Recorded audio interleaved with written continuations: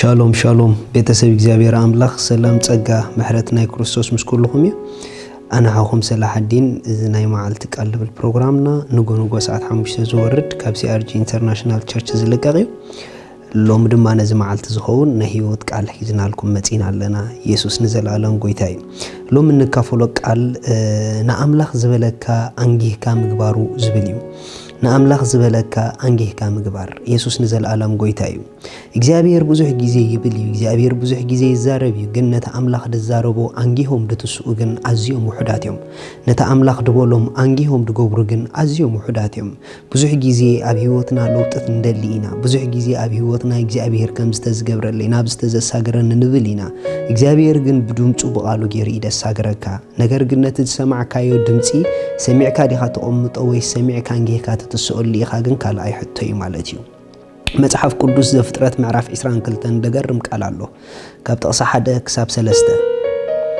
ድሕሪ እዚ ነገር እዚ ኸኣ ኮነ ኣምላኽና አብርሃም መከሮ በሎውን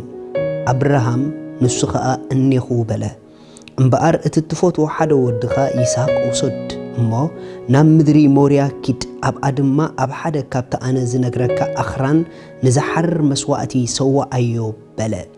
ንጽባሒቱ ድማ አብርሃም አንጊሁ ተንስአ ማይ ጋድ አንጊሁ ተንስአ አድጉ ጽዒኑ ክልተ ጉዛኣቱ ወዱን ይስሐቅ ምስኡ ወሰደ ንዝሓርር መስዋእቲ ዝኸውን ዕንጨይቱን ፈለጸ ተንሲኡ ድማ ናብታ ኣምላኽ ዝነገሮ ቦታ ከደ ብጣዕሚ ዝገርም ነገር እዩ አብርሃም ተኣዚዝዎ ዘሎ ትእዛዝ ቀሊል ትእዛዝ ኣይኮነን አብርሃም ተኣዚዝዎ ዘሎ ትእዛዝ እግዚአብሔር ንማንም ሰብ ቅድሚ ሕጂ ኸም ገይሩ ኣዚዙ ይፈልጥን እዩ አብርሃም ተኣዚዝዎ ዘሎ ትእዛዝ ነቲ ኣዝዩ ዘፍቅሮ ኣብ ዘመን እርጉንኡ ካብቲ ኣዝዩ ዘፍቅራ ናይ ዘመን ንእስነቱ ሰበይቱ ዝወለዶ ይስሐቅ ንዑ እዩ ሰውአለይ ኢልዎ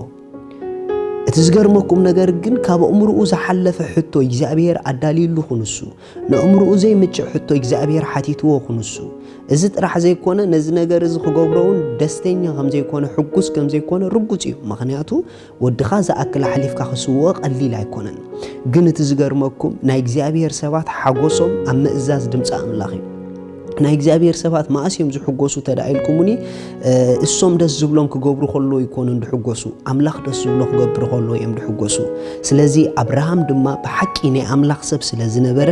ነቲ ኣምላኽ ዝሃቡ ብጣዕሚ ዘሰንብት ድምፂ ንዕኡ ንምፍጻም አንጊሁ ተንስአ ዝብል አንጊህካ ተትስኦሉ ጉዳይ አይነበረን ግን ኣምላኽ ስለ ዝበለ ግን አንጊሁ ተንስአ እግዚአብሔር ኣምላኽ ንድምፁ ዝእዘዝዎ ሰባት ብጣዕሚ ይድፈቱ እግዚአብሔር ኣምላኽ ንድምፁ አንጊሆም ዝትስኡ ሰባት ብዙሕ ድምፅታት ይልእከሎም እዩ አብርሃም ንድምፂ ኣምላኽ አንጊህካ ምትሳእ ዝተላመደ ሰብኣይ ነይሩ ብልክዕ ድማ ነቲ ድምፂ አንጊሁ ስለ ዝተኣዘዞ ድማ እግዚአብሔር ኣምላኽ ሕጂ ከም ተፍቅረን ፈሊጠ ኢልዎ በቃ ነቲ ሓደ ወድኻ ካብ ዘይትኸልአኒ ኢልዎ ምስ አብርሃም ድማ ኣብኡ ኪዳን ኣትዩ እቲ ዝኣተወሉ ኪዳን ከዓ ዘለዓለማውን ጽኑዕን ኪዳን ኮይኑሉ ርኢኹም ኣሕዋት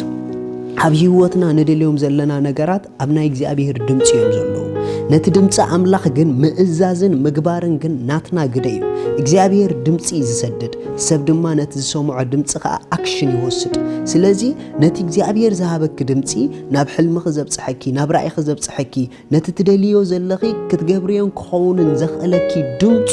ንእሽተይ ትመስል ድምፂ ነገር ግን ብዙሕ ዓበይቲ ተኣምራት ኣብ ውሽጣ ዝሓዘ ድምፂ ኣምላኽ ክሳዕ ክንደይ ነታ ብልብኺ ዝቖመጣ ድምፂ ስጉምቲ ትወስዲ ክሳዕ ክንደይ ነቲ ብልብኻ ዝቕመጦ ድምፂ ስጉምቲ ትወስድ ገለገለ ሰባት በቃ ኣምላኽ ፀዊዕኒ ኣምላኽ ቀቢእኒ ኣምላኽ ፀዊዕኒ ኣምላኽ ቀቢእኒ ይኽብሉ ዘመናት እዩ ዝሓልፎም ነገር ግን ነቲ ተፀዊዐሉ እየ ተቐቢአሉ እየ ዝብልዎ ዘለዉ ግን ክንቀሳቐሱ ክሰርሑ ከለዉ ኣይትርእምን ኢኻ ንምንታይ እዮም ደይንቀሳቐሱ ንምንታይ እዮም ደይሰርሑ ምኽንያቱ ካብ ባዶ ብድምፂ ኣምላኽ ምጅማር ኣይተምሃሩን ናይ እግዚአብሔር ድምፂ ክመፀካ ከሎ ኣብ ባዶ ምድረ በዳ ከም ትብገስን ከም ትጅምርን ክገብረካ ኣለዎ ስለዚ ብዙሓት ሃንደበት ዝኾነ ነገር ዱፍ ኢሉ ክሳብ ድመፆም እዮም ድፅበዩ ኖ እግዚአብሔር ድምፂ ዝለእከልካ ነቲ ዝሃበካ ድምፂ ግን አንጊህካ ትትስእ ንስኻ ኢኻ ስለዚ ዝሰማዕካዮ ድምፂ ካብ ኣምላኽ ኣሎ ድዩ እግዚአብሔር ኢልክ ድዩ እግዚአብሔር ኢልካ ድዩ እንታይ ትፅበለኻ አንጊህካ ተስእ አንጊህክ ተስእ ገለገለ ሰባት ምስ ድምፂ ኣምላኽ ዝመሓላለፉ ኣለዉ አንጊሆም ነቲ ድምፂ ካብዘይ ምትስኦም ዝተላዕለ ግዜ ይሓልፎም ዘመን ይኸዶም ኢየሱስ ንዘለዓለም ጎይታ እዩ ስለዚ ሎሚ እቲ ድምፂ ዝሰማዕኩሞ ውፅኢታዊ ክኸውን ኣብ ህይወትኩም ትደሊ እንተደኣ ኮንኩም አንጊህኩም ተባራበሩ ነቲ ድምፂ አንጊህ ክተስእ ነቲ ድምፂ ኣምላኽ ዘለኣየ ክራኢ ጀምርዮ ካብ ባዶ ስፍራ እግዚኣብሔር ረኣኽበካ ከሎ እግዚኣብሔር ጀምር ክብለካ ከሎ ንኩሉ ነገር ኣጣጢሑ ይኮነን ጀምር ዝብለካ ኣብ ምንም ዘይብሉ ምድረ በዳ ኢኪ ጀምር ዝብለካ ነቲ ድምፂ ሒዝካ ድማ ኣብቲ ምድረ በዳ ሪስክ ክትወስድ ኣለካ ብልክዕ በእምሮኻ ክትሪኦ ከለኻ ኣይምችእን እቲ ነገር ክጅምሮ እቲ ድምፂ ስለ ዝበለ ግን ነቲ ድምፂ ሒዝካ ሰጉም እሞ ክኾነልካ እቲ ጉዳይቲ ምክንያቱ ድምፂ ኣምላኽ እንተደኣ ደይ ጀሚሩካ እትሪኦ ነገር ከጀምረካ ኣይትፀበእ ክብሪ ንእግዚኣብሔር ኣምላኽ ይኹን ሓደ ግዜ መጽሓፍ ቅዱስ ኣብ ወንጌል ሉቃስ ዘገርም ቃል ኣሎ ኣብ ወንጌል ሉቃስ ምዕራፍ 5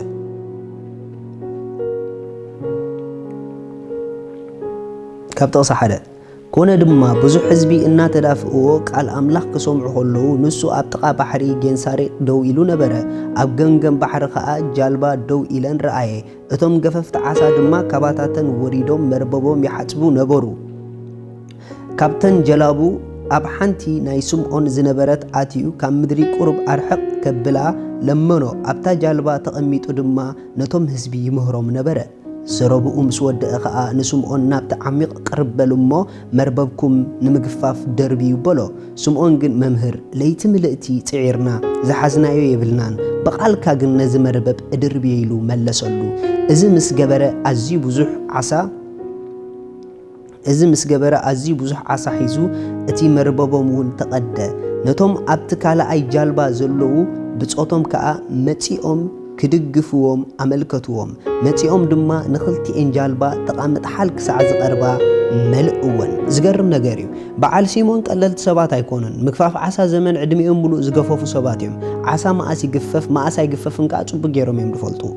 ስለዚ እዚ ሕጂ መርበቦም ዳዓጽፍሉ ዘለዉ ሰዓት ዓሳ ደይግፈፈሉ ሰዓት እዩ ድዕርፍሉ ሰዓት እዩ ለይቲ ብምልእታ ከዓ ኮሊሎም ጽዒሮም ከዓ ምንም ዓሳ ክረኽቡ ይከኣሉን ኣስተውዕሉ ኣሕዋት ኢየሱስ ግን ልዕሊ ፍልጠቶምን ልዕሊ ክእለቶምን ዝኸይድ ሕቶ ሓቲትዎም ነቲ ለይቲ ሙሉእ ክደክሙሉ ዝወዓሉ እሞ ከዓ ኣብ ዘይከውን ሰዓት እስኪዱ ናፍቲ ባሕሪ ቅረቡ ኢልዎም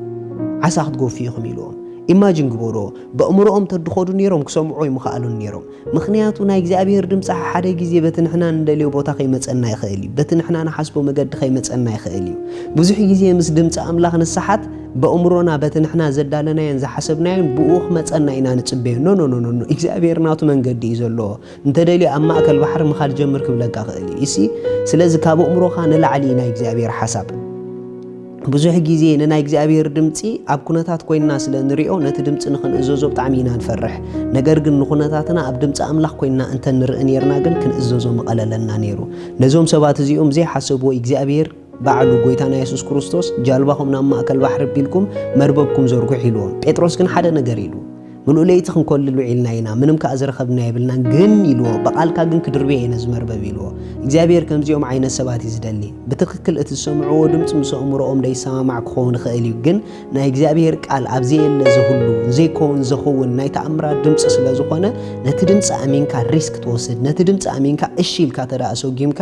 እግዚኣብሔር ኣምላኽ ከደንቐካ እዩ ሎሚ ተደልዮም ዘለዉ ድምፂ ዝሰምዑ ጥራሕ ዘይኮኑ ንዝሰምዕዎ ድምፂ ኣክሽን ዝወስዱ እዮም ብዙሓት ክርስትያናት ድምፂ ኣምላኽ ብዝርድኦምን ብዘይርድኦምን መገዲ ይሰምዕዎ እዮም ውሕዳት ክርስትያናት ግን ነቲ ዝሰምዕዎ ድምፂ ኣንጊሆም ይትስዮም ሓወይ ሓፍተይ ኣብ ልብኻ ዝተቐመጠ ድምፂ ብልክዕ ኣሎ እዩ ሎሚ ግን መልእኽቲ ኣለኒ ነቲ ብልብኻ ዘሎ ድምፂ ካልእ ድምፂ ትፀበየሉ ንስኻ ተስአሉን ሰጉመሉን ኣንጊህኪ ኢየሱስ ጎይታ እዩ ኩልና ከምዚ ኢልና ንኣውጅ እግዚኣብሔር ኣቦ ህይወተይ ኩሉ ግዜ ብድምፅኻ እያ ትምራሕ ካብ ድምፅኻ ወፃኢ ኣይከይድኒ ስለዚ ዓወት ኩሉ ግዜ ናተይ እዩ ኣሜን ኣምላኽ ሰማይ ይባርኽኩም ሎሚ ሓደ ሕቶ ከቕርበልኩም ንጎይታና ኢየሱስ ክርስቶስ ኣብ ህይወትኩም ወሲንኩም ደይተቐበልኩሞ ሰባት ነቶም ዝተቐበልዎ ዘበሉ ውሉድ ኣምላኽ ክኾኑ መሰል ሃቦም ስለ ዝብል ሓወይ ሓፍተይ ሎሚ ብልብኻ ኣሚንካ ክትጸድቂ ብኣፍክ ተኣሚንካ ክትድሕኒ ንጎይታ ኢየሱስ ክርስቶስ የዋፀኪ እሞ ኣብ ህይወትካ ክትቅበልዮ ይዕድመኩም ነዚ ዕድመ እዚ ዝተቐበልኩም ብሓቂ ዝተረድአኩም ሰባት እዛ ጸሎት ምሳይ ጸልዩ እግዚአብሔር ኣቦ ስለ ወድኻ ኢየሱስ ክርስቶስ የመስግነካ ኣለኹ يأمن الله ኢየሱስ ክርስቶስ ስለይ ኣብ መስቀል ከም ተሰቕለ ዕዳ ኃጢአተይ ከም ዝኸፈሎ ከም ዝሞተለይ ብሳልሰይቲ መዓልቲ ድማ ኣምላኽ ካብ ሞታት ከም ዘተንስኦ አቤማን አምላኽ ድማ ከም ዝተቐመጠ ይኣምን ኣለኹ ኢየሱስ ክርስቶስ ጎይታይ አምላኸይ መድኃኒ እዩ ካብዛ ሰዓት እዚኣ በኢየሱስ ክርስቶስ ብምእማነይ ሓድሽ ፍጥረት ውሉድ አምላኽ ኮይነ አሜን እዛ ጸሎት ዝጸልኹም እንቋዕ ሓጎሰኩም ሓድሽ ህይወት ኣብ ውሽጥኩም ተቐቢልኩም ኢኹም ዘድልየኩም ሓገዝ ክንልእኸልኩም ትምህርትታት ክንልእኸልኩም ወረቓት ክንልእኸልኩም ፕሊስ በዚ ታሕቲ ዘሎ ጌርኩም ጎይታ ከም ዝተቐበልኩም ሓብሩና ኢኹም ንሕና እውን ክንጽልየልኩም መታን ተባረኹ